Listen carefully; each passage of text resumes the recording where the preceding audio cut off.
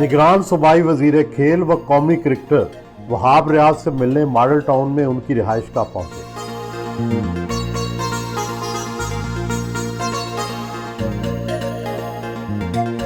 खुद इस्तकबाल किया।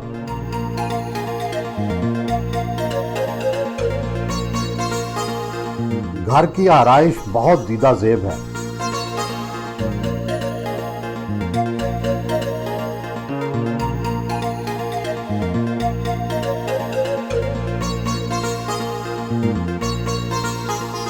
दो दहाइयों से क्रिकेट खेल रहे हैं, ऑलराउंडर हैं। क्रिकेटर से मिनिस्टर बनने तक का जो सफ़र है ये कैसे तय कर लिया? खुद भी मुझे नहीं पता था कि कभी ज़िंदगी में सोचा नहीं था कि मैं इस तरह निगरान वज़ीर तो गैर सियासी होते हैं। वो बिल्कुल गैर सियासी होते हैं, इसमें भी कोई शक नहीं है। लेकिन बस मुझे कॉल आई और मुझे ये कहा गया कि हम चाहते हैं कि स्पोर्ट्स को हम फ़रोग़ दें और स्पोर्ट्स को बेहतरी तरफ लेके जाएं। और उन्होंने कहा कि हमें ऐसा लगता है क्योंकि आप खुद एक स्पोर्ट्समैन हो तो आप काफ़ी चीज़ों को समझते हो कि क्या प्रॉब्लम्स आती हैं, किस तरीके से है। हुकूमत की दुनिया और क्रिकेट की दुनिया में क्या फ़र्क महसूस किया? काफ़ी फ़र्क है लेकिन ये कि आई बिलीव कि इसमें बहुत अपॉर्चुनिटी है काम करने की। आपके जो साथी क्रिकेटर्स थे उन्होंने आपके वजीर बनने पर कैसा महसूस किया? एवरीबडी वॉज प्राउड, हर एक ने मुबारकबाद दी, हर कोई आके मिला। कहते हैं ज़्यादा क्रिकेटर पीटीआई में है। देखिए ये तो अपनी अपनी मर्जी है किसकी, कौन किसको सपोर्ट करता है।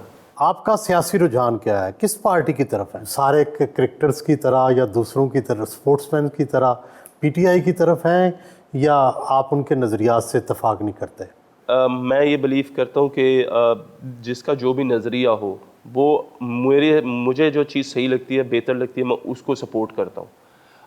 आई थिंक कि हर एक का एक अपना नज़रिया, हर एक पार्टी का अपनी वो दौड़ है कि वो किस तरीके से जो है वो सियासत करना चाहती है, किन चीज़ों पे सियासत करना चाहती है।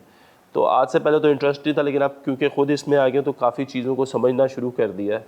बट आई थिंक कि आपका अपना एक प्रोस्पेक्टिव होना चाहिए। मेरा एक अपना प्रोस्पेक्टिव है जिसमें मैं ये चाहता हूँ कि मुल्क और की तरक्की हो, मुल्क को फ़ायदा हो, मुल्क के इकनॉमिक्स को फ़ायदा हो।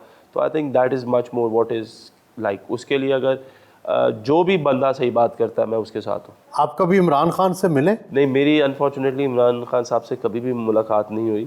मेरा ख्याल है सिर्फ एक दफ़ा कभी जहाँ पे मेरी मुलाकात हुई, इंडिया में वर्ल्ड कप था 2016 में, तो वहाँ पे आए थे, तो सिर्फ मेरा ख्याल है एक दफ़ा सलाम दुआ आई थी। आम तौर पर तो क्रिकेटर जो है बड़े हम्बल बैकग्राउंड, बड़े औसत और मिडिल क्लास से तल्लुक़ रखते हैं। आपका माशाल्लाह शुरू से ही इमरान खान की तरह ऊंची तबके से तल्लुक़ रहा। शाह जमाल में आप रिहाइश पजीर रहे और आप एचिसन कॉलेज में पढ़े। क्या आपकी बाकी क्रिकेटर के साथ बन जाती है? बिल्कुल बनती है। देखें एक चीज़ ऐसी है कि देखिए मैं सिर्फ इस चीज़ पे बिलीव करता हूँ कि जो भी अल्लाह ताला आपको इज़्ज़त या शोहरत जिसकी आप बात करते हैं देता है, वो कहीं ना कहीं उसका डाउनफॉल ज़रूर आता है और कहीं ना कहीं उसको एक मकाम पे आप रह नहीं सकते ज़्यादा देर तक। हर अरूज को ज़वाल है, ये बातें ऐसे नहीं बनी हुई। So I have always seen के जो मेरे माँ बाप थे, specially my father, he wanted me to be very humble. आपके वालिद कारोबारी हलकों में भी बड़े मारूफ थे। हाँ जी, शेख सिकंदर साहब। तो अब्बू के साथ ये था कि अब्बू ने बहुत सी चीज़ों पे मुझे किया। कभी जब मैं खेल के आया 2011 का वर्ल्ड कप, मैंने इंडिया के अगेंस्ट 5 आउट किए, तो मेरे कॉलर ज़रा खड़े हो गए और उन्होंने मुझे कहना कि यार ज़रा इंसान बनो। और उनका एक बहुत दबदबा था मेरे पे। मेरे वालिद साहब से एक मेरी मोहब्बत बहुत थी, एक प्यार बहुत था। मेरे बेस्ट सपोर्टर थे, मेरे बेस्ट क्रिटिक्स थे। और बाप होता ना, पहचान लेता था आवाज़ सुन के कि यार अच्छा आज अगर मूड बहुत ज़्यादा ख़राब है तो कहते थे यार चल कोई बात नहीं, ये तो होता रहता है। और जिस दिन मार पड़ती थी अक्सर, तो फिर उस वक्त फ़ोन पे मुझे डांट भी पड़ती थी कि तुम्हें कितनी बार समझाया है कि इधर बॉलिंग ना किया करो, तुम्हें समझ क्यों नहीं आती। उन्हें क्रिकेट की समझ थी? उन्हें क्रिकेट का बहुत शौक़ था। आई थिंक कि मैं जो कुछ भी हूँ आज, वो मैं अपने फ़ादर की वजह से हूँ, क्योंकि मेरे फादर बिजनेसमैन थे। तो मुझे ज़्यादा फ़र्क नहीं पड़ रहा था कि अगर मैं अपना टाइम जो है वो पढ़ाई से निकाल के क्रिकेट में जा रहा हूँ, बिकॉज आई थॉट कि अगर मैं क्रिकेट नहीं खेल सकूँगा तो उन्हें पता था ये आके वापस बिज़नेस में ज़रूर बिज़नेस संभालेगा। और जब मैं क्रिकेटर बना तो मेरा ख्याल है मेरे वालिद साहब से ज़्यादा खुश कोई भी नहीं था उस वक्त। स्पोर्ट्स में दिलचस्पी की वजह से तालीम तो मुतासर हुई होगी। आप एचिसन में भी पढ़ते रहे, कितनी तालीम हासिल की? एचिसन से मेरा मैट्रिक है और उसके बाद जो है मैंने पंजाब कॉलेज से जो है वो किया था अपना ICS। अच्छा। तो उसके बाद जो है वो ट्रायल्स वगैरह आ गए सारे मेरे। तो ट्रायल्स जब क्रिकेट शुरू की तो तो कभी भी I wasn't a bright student to be very honest, लेकिन ये था कि जब क्रिकेट में आया मैं, तो मुझे ये लगा कि क्रिकेट को ज़्यादा टाइम देना चाहिए, क्योंकि मुझे ऐसा फील हुआ कि क्रिकेट में मेरा फ्यूचर ज़्यादा है। अब्बू के बिज़नेस में भी मुझे ज़्यादा इंटरेस्ट था नहीं। एक दफ़ा फेल होने पर आपको मार भी तो पड़ी थी। फेल होने पे वाले साहब से बहुत दफ़ा मार पड़ती थी। जब जब फेल होता था अब्बू घर से निकाल देते थे, अच्छा, तो कहाँ मारते जाते थे, थे? बस मारते थे, डांटते थे, मारते थे। उसके बाद मार के ना मुझे कहते थे निकल जाओ मेरे घर से अगर तुमने पढ़ना नहीं है। तो मैं घर से बाहर जाता था। मेरा ख्याल है मैं मोस्टली अभी 40-50 कदम चलता हूँगा तो पीछे से गार्ड आ जाते थे। तो फिर वो आके मुझे कहते थे कि यार मेरी बात सुनो, कोई बात नहीं, हम अब्बू से बात कर लेते हैं, तुमने जाके माफ़ी मांग लो और कह दो मैं पढ़ूंगा।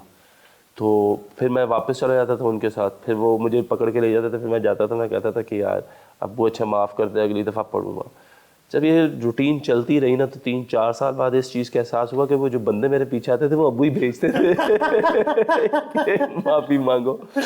तो इस तरह मुझे पढ़ाई में भी बड़ी मार पड़ी और खेलते हुए भी एक दफ़ा बहुत मार पड़ी थी। मैं मामू के घर रह रहा था, खाला की तरफ रह रहा था रात। तो मेरी मामी जो है वो मुझे अगले दिन, क्योंकि मामू और वो साथ ही घर साथ साथ थे, तो वो मुझे घर ले आई। तो वो छुट्टी का दिन था, क्रिकेट हो रही थी, मुझे शौक बहुत था। तो मैं मामी मुझे घर ले आई। मैंने अम्मी को कहा, गाड़ी थी नहीं, मैंने अम्मी को कहा अम्मी आप इस तरह मुझे ना रिक्शे का किराया दे, मैं जाऊँगा खेलने। तो अम्मी ने कहा नहीं मैंने पैसे नहीं देने, हमें अलाउ नहीं था कभी भी अकेले घर से जाना।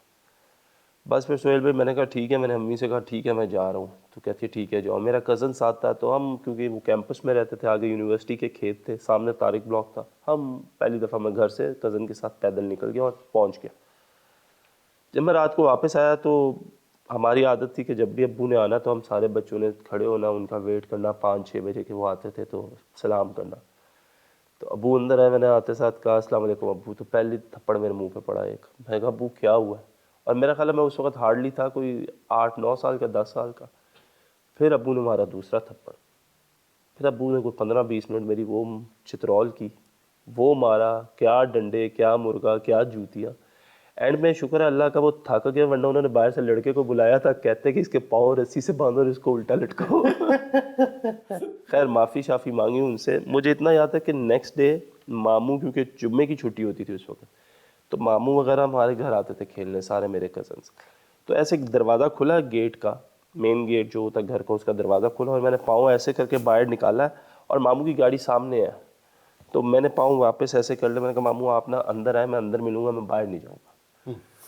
इस तरह का जो था ना, कितना डर हो गया था मुझे। और मेरी इवन की शादी भी हो गई, तब तक भी मैं अब्बू से डरता था। अब्बू को गुस्सा आता था ना, तो मैं अब्बू के सामने नहीं जाता